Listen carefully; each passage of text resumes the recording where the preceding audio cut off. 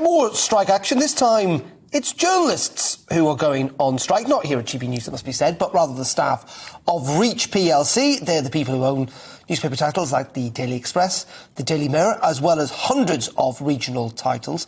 And they've begun a 4-day walkout as part of a nationwide strike over pay. Well, joining me now is Michelle Stanistreet. She is the Secretary-General, or the General Secretary, of the National Union of Journalists. A very good afternoon to you, Michelle. I assume it's the same old story. It's all about pay and conditions. Hi, Darren. Absolutely. Journalists across Reach, which, as you say, covers so many different regional and local newspapers, as well as its national titles, have spent the past months and weeks reporting on the impact of the cost of living crisis and spiralling inflation on many different workers across industry, but at the same time, they've also been living that impact themselves. So their dispute is about the company's refusal to budge from a 3% consolidated increase, which the company issued and planned at the beginning of this year, and has refused to move from. So there's been lots of efforts to try and resolve this dispute without needing our members to go out on strike. But unfortunately, to date, that's failed. So they're on strike today, and then there's a further 3-day strike period the week after next.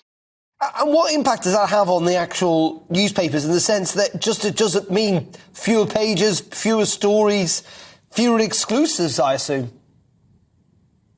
Yeah, I think readers and viewers of those sites have been served up, fodder to fill pages, to fill web pages, so they've not had the benefit of the diverse journalism that they would have ordinarily been able to access if journalists were in work doing their jobs and able to be reporting.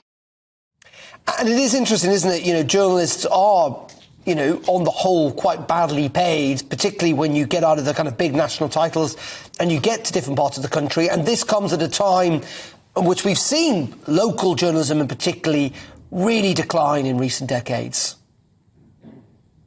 Yeah, absolutely. The kind of stagnation in pay has been accompanied in recent years with a real lack of investment in the sector by the major companies that dominate the media industry across the UK. So we've seen, precious fewer resources deployed to a job that's an incredibly important one. Journalism plays such a critical role in any functioning democracy, but it's being starved of the resources necessary both for journalists as practitioners to be able to do the jobs that they're very passionate about as well as they possibly can.